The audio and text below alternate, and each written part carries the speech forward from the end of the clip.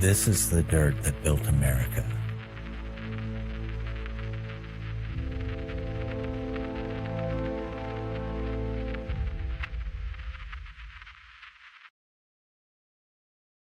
In 1912, a wealthy young wife named Jane Fisher stood on the bay side of a narrow strip of Florida scrubland her husband had just bought a piece of and looked at what he'd paid for. Mangroves, thick enough in places to blot out the sun.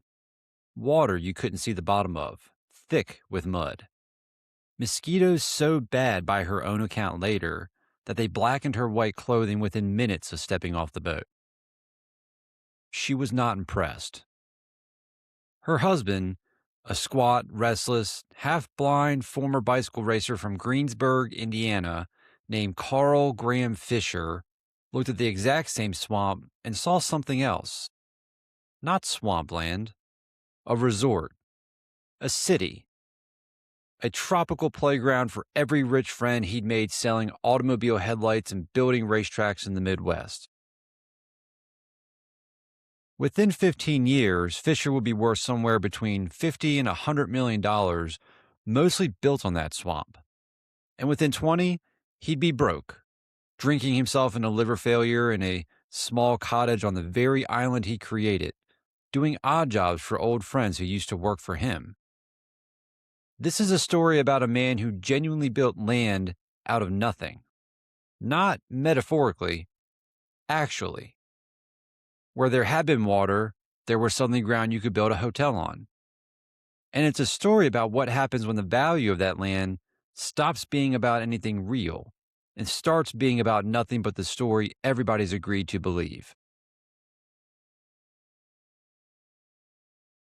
Before any of this, Fisher was already a strange kind of genius.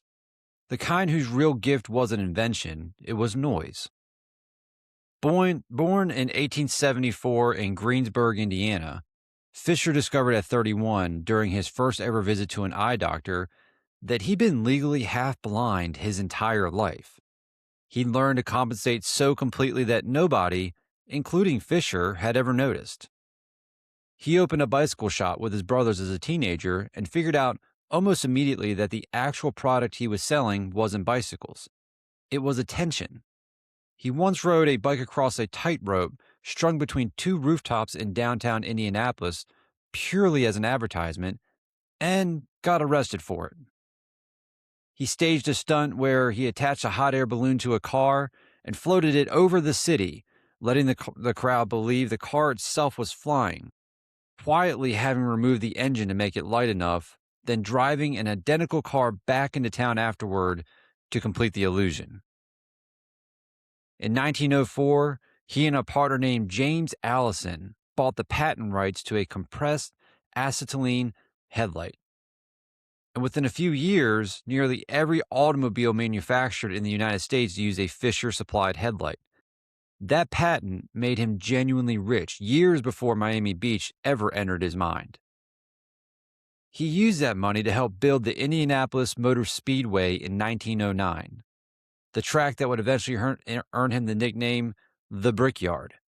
And then, in 1912, to help conceive of something even stranger, the Lincoln Highway, the first road in American history built specifically to be driven coast to coast from New York to San Francisco. Now, here's the detail I actually love about this, a detail almost nobody connects to what comes next. A few years after the Lincoln Highway opened, the U.S. Army sent a young officer to drive its length in a military convoy just to see how bad American roads actually were. That officer's name was Dwight Eisenhower. And the trip stuck with him for the rest of his life. 40 years later, as president, Eisenhower would use exactly that memory to justify building the interstate highway system. The very system that, as you already know from other parts of the series, put a nation's suburbs within driving distance of a nation's jobs. The man who eventually built a fantasy city out of a mosquito swamp also, indirectly, helped talk America into building the highways that made Levittown possible. Fisher didn't know that when he did it. Almost nothing in this story unfolds the way he actually planned. By 1912, restless as ever, Fisher started asking what a road running the other direction, north to south, from the industrial Midwest all the way down to the very bottom of Florida, might be worth. He called it the Dixie Highway, and it just so happened to end at a patch of swampland he was about to fall in love with. Now, Fisher wasn't the first person to try and make something out of that stretch of scrubland. That honor belongs to a Quaker farmer from New Jersey named John S. Collins, and his story is the reason Fisher ever got the chance at all. Collins arrived in the 1880s convinced he could grow coconuts on the barrier island across the bay from Miami. That failed. Rabbits and mangroves ate the plantation alive. His son and family tried homesteading it in the late 1880s, miles from any neighbor, and that failed too. Then in 1909, at the age of 71, Collins came back a third time and tried again, this time with avocados and mangoes on land he secured. 1,675 acres of it. The crops actually grew. That part worked. What didn't work was getting them to market. Everything had to cross Biscayne Bay by boat, and Collins, now in his mid-70s, decided the answer was a bridge. A 2.5-mile wooden toll bridge connecting his island grove directly to the mainland. The only problem is he ran out of money before he finished it. This is where Fisher enters the story, and it's worth noticing how he enters it because the pattern repeats itself for the rest of his career. He doesn't survey the land himself first. He doesn't dredge a single foot of canal on his own initiative. He meets an old man in financial trouble, and he makes him an offer. I'll lend you the $50,000 you need to finish your bridge. In exchange, give me 200 acres of your land. Collins, with no other options, said yes. Fisher got a mile-long strip of palmetto scrub running from the bay clear to the ocean, the exact strip his wife would soon be standing on, swatting mosquitoes, unimpressed.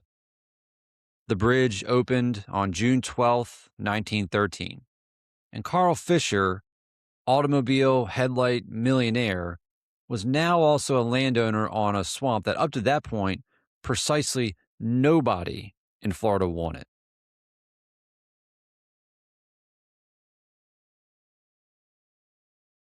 Now, as we get further in this story, I think this point is important because it'll eventually get lost under the elephants and the bathing beauties later. Before Fisher could sell a single lot, he had to physically manufacture the land he intended to sell. He started by sending crews in to clear the mangroves by hand. It went badly. Heat, snakes, mosquitoes, and workers making almost no progress against root systems that had held that swamp together for centuries. Fisher, never one to accept a slow failure, sent back home to Indiana for custom-built plows and tractors heavy enough to rip the mangroves out by the root. What was left once the vegetation was gone was worse than what he had started with. Hundreds of acres of stumps sitting under water at high tide. Not land, not water, something in between, useless for either purpose. So Fisher built retaining walls along the edge of the property to hold back the ocean, and then brought in dredges to pump a soupy mixture of sand and muck straight up from the bottom of Biscayne Bay, spraying it across the cleared ground behind the walls. Slowly, as the water drained away, what was left behind was flat, solid, buildable land. Flat by eyewitness accounts as a Midwestern prairie. Local residents thought he'd lost his daggone mind. One friend of the Fishers, a woman named Helen Muir, remembered it plainly years later. Quote, "They thought he was a loon. They thought he was absolutely loony. Here we have all this vacant land and this rich man is dredging up sand." End quote. Fisher wasn't building on land. He was building the land itself, one dredge load at a time, at a cost that points at ran $50,000 a day, an enormous sum back in the 1910s, spent for years on ground that was producing zero revenue while this was underway. The islands that came out of this, Star Island, Palm Island, the Hibiscus Islands, the Sunset Islands, nearly all of the Venetian islands, and one Fisher named simply after himself, didn't exist in any form before Fisher decided they should. That's not promotional language. That's a literal description of what a dredge does to a bay floor. By the late 1910s, Fisher had an actual physical buildable land. What he did not have was buyers. And this is where the story gets genuinely strange because Fisher discovers something that a huge share of American real estate development has run on ever since. Land is worthless until somebody convinces enough people to believe otherwise, all at the same time. Fisher tried for years simply giving away lots for free just to get people to build on them and populate the area. Even that didn't work. Nobody was interested. So, Fisher acquired an elephant. Her name, or at least the name most of the surviving stunts get attributed to, was Rosie. Fisher had a simple, explicit theory about her laid out in a letter he wrote at the time. Quote, "I'm going to get $1 million worth of advertising out of this elephant." End quote. He put her to work clearing mangrove stumps during the day, hauling and lifting where a tractor couldn't easily maneuver, with a groundskeeper named Aaron Yarnell as her handler. And then, whenever a camera showed up, Rosie stopped being construction equipment and became a mascot. In 1921, President-elect Warren Harding came through Miami Beach on a vacation, an enthusiastic golfer. Fisher had Rosie fitted out as Harding's golf caddy, an elephant in a bag harness following the president-elect down the fairway carrying his clubs. The photograph ran in newspapers across the entire country. According to the historians who studied this closely, that single image did more to fix Miami Beach in the national imagination, a place, as one put it, you had to see to believe, than anything else Fisher tried in a decade of promotion.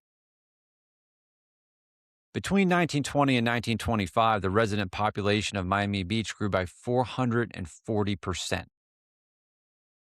But Fisher didn't stop with the elephant. He staged speedboat races on Biscayne Bay between famous auto racing champions who'd never piloted a boat in their lives purely for the spectacle of it. And he had a simple, blunt theory about his other major promotional weapon. His own words recorded by people who worked with him. Quote, "We'll get the prettiest girls and put them in the tightest and shortest bathing suits and no stocking or swim shoes either. We'll have their pictures taken and send them all over the country." End quote. He did exactly that. A Miami minister publicly denounced the photographs as depraved. Fisher's response, recounted by his own wife Jane years later, was simple, quote, "By God, Jane, you started something," end quote. Property values in Miami Beach climbed with every photograph.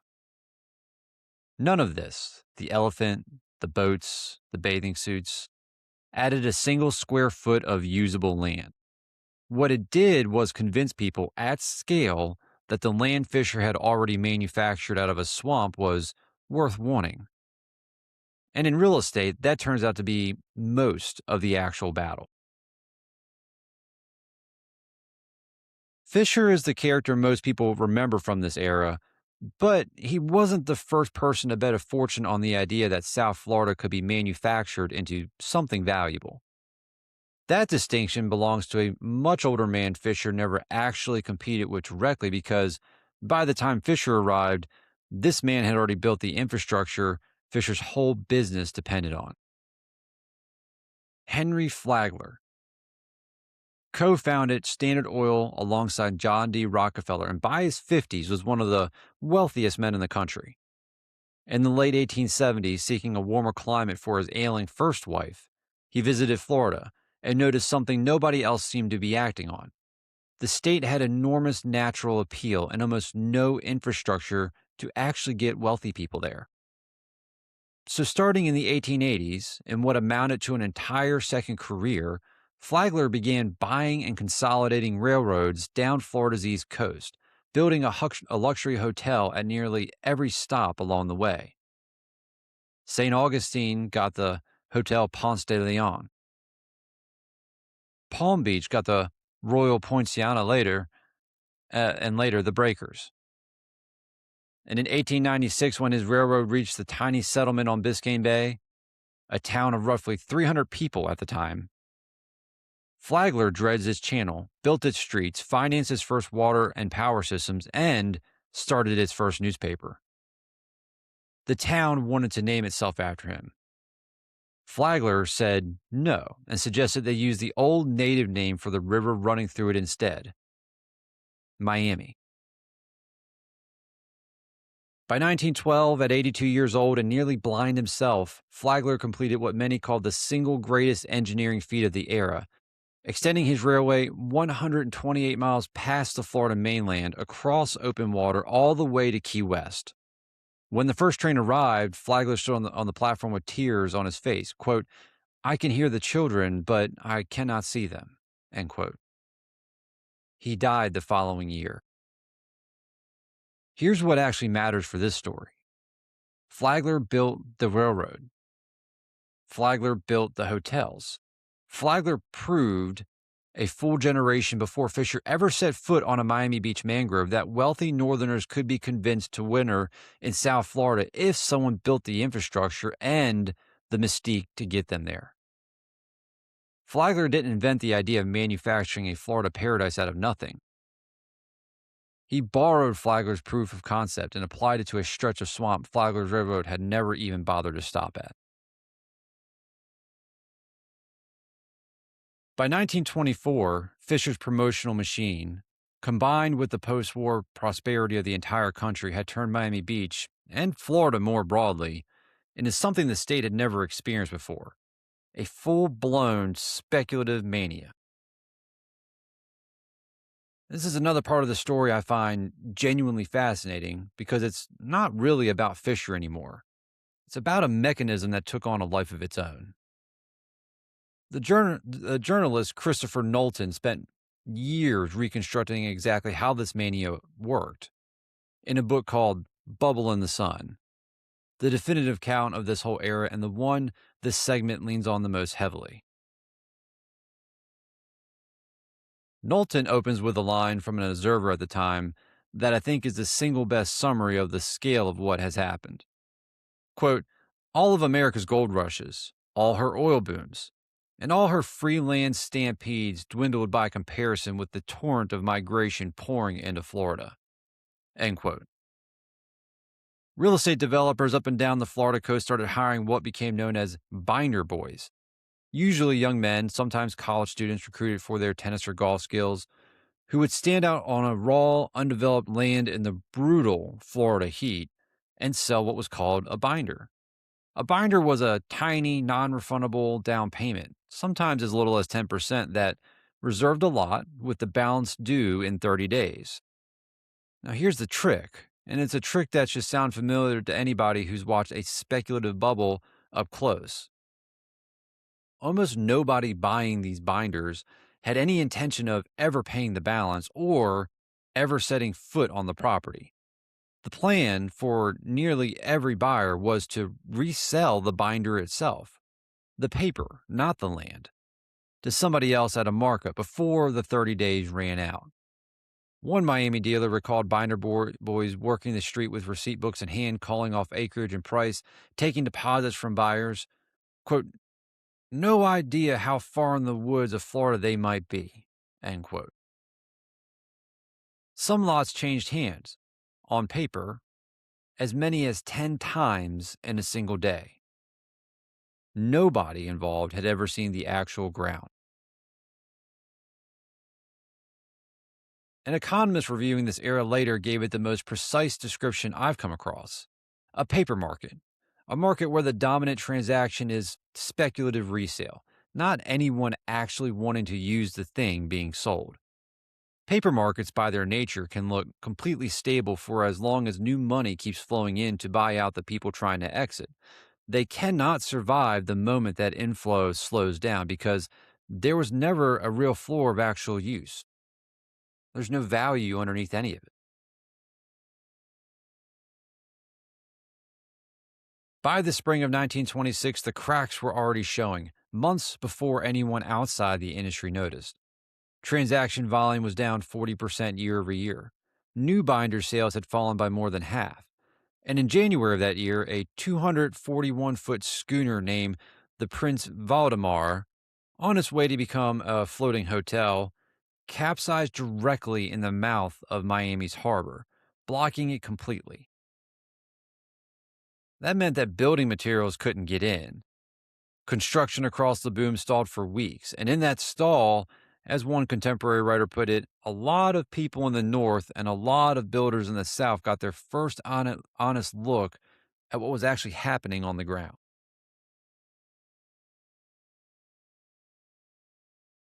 Then, on September 18th, 1926, at roughly 6 in the morning, a hurricane made landfall directly over Miami Beach.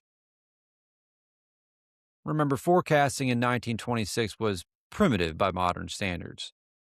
The Weather Bureau's final bulletin before landfall described it only as a severe disturbance expected to pass south of the city. It did not pass south. It came ashore as what would now be classified a Category 4 storm.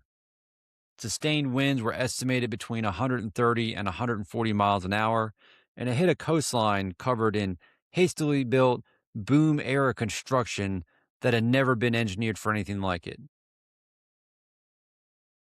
More than 25,000 homes were destroyed. Miami Beach flooded to the second floor of its building. Coral Gables, the elegant planned suburb George Merrick had built just across the bay, was flattened. And at least 372 people died, and the real number was almost certainly higher. Hundreds of migrant construction workers living in temporary camps on the beach were never officially counted at all. The photographs that ran in newspapers across the country in the weeks afterward did not show Carl Fisher's elephant, or his bathing beauties, or his yacht clubs. They showed overturned yachts stacked on top of each other in the middle of Flagler Street. What happened to the paper market? All those binders changing hands 10 times a day among people who'd never seen the land? Well, it collapsed almost instantly once the flow of new buyers stopped. Binder holders who couldn't flip their positions and couldn't afford to close on the balance either simply walked away and forfeited their deposits. Banks that had accepted binders as loan collateral started calling in debts they could no longer collect on. By November of 1926, 6 weeks after the storm, the Miami real estate market was frozen solid. By early 1927, it was in outright collapse. A writer for The Nation, looking back on the whole episode not long after, put it about as well as any as has ever been put. Quote, "The world's greatest poker game, played with building lots instead of chips, is over, and the players are now cashing in or paying up." End quote.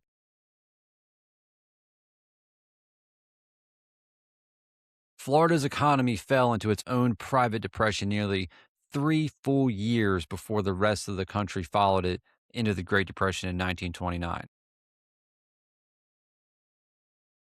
Knowlton's thesis, the one his book is built around, is that this wasn't a coincidence running parallel to the national crash. It was a preview of it, and in his accounting, a direct contributor to it.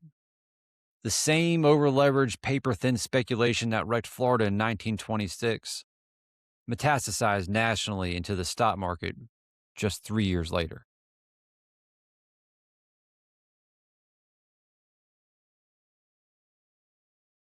Fisher's own fortune didn't survive the bust either. In 1926, the same year as the hurricane, he and Jane divorced after 17 years of marriage.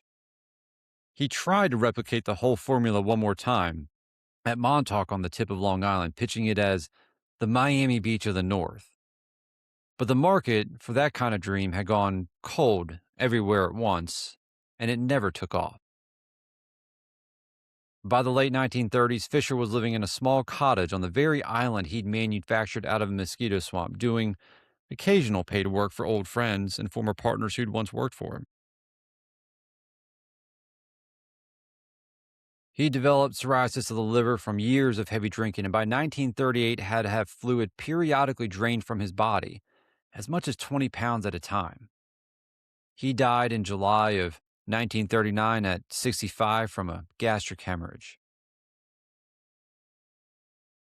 His epitaph, printed in the Miami Daily News, read, quote, Carl G. Fisher, who looked at a piece of swampland and envisioned and visualized the nation's greatest winter playgrounds, died in the city of his fulfilled dreams, end quote.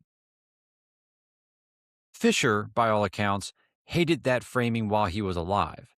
At a dinner once, when someone referred to Miami Beach as Fisher's dream, he reportedly interrupted, irritated. Quote, wasn't any dream at all. I could have just as easily started a cattle ranch, end quote. I think that line is the most honest thing anybody in this story ever said. Fisher didn't experience what he did as poetry. He experienced it as a series of practical bets on a bridge, on a dredge, on an elephant, on a photograph. Each one made because the last one had worked right up until the year none of them did. The land under Miami Beach today is exactly as real, exactly as solid as it was the day the dredges finished pumping it into existence. What stopped being real for 18 brutal months starting in 1926 was the story everyone had agreed to tell each other about what that land was worth. Flagler proved you could manufacture a destination out of nothing but ambition and a railroad. Fisher proved you could manufacture the land itself. And the Binder Boys proved, in the most literal way this series has covered yet, that once a story like that gets moving fast enough, you can build an entire market on paper that never touches the ground at all, right up until something does.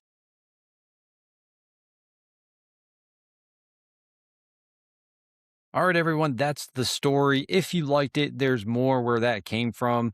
New episodes drop pretty frequently. We're going to try to keep it on a weekly rhythm here. And the easiest way to catch them is to, of course, hit the subscribe button if you're watching this on YouTube, or if you're listening on Spotify, follow on Spotify or whatever your favorite podcast channel is, if you'd rather have it running in the background on a drive. And if this kind of story makes you want to look at the ground under your own feet a little differently, if you're the type who wants to actually do something with that curiosity, not just enjoy it, which, again, perfectly fine with you just enjoying it, it's where we get into the real current mechanics of land and development that's happening today.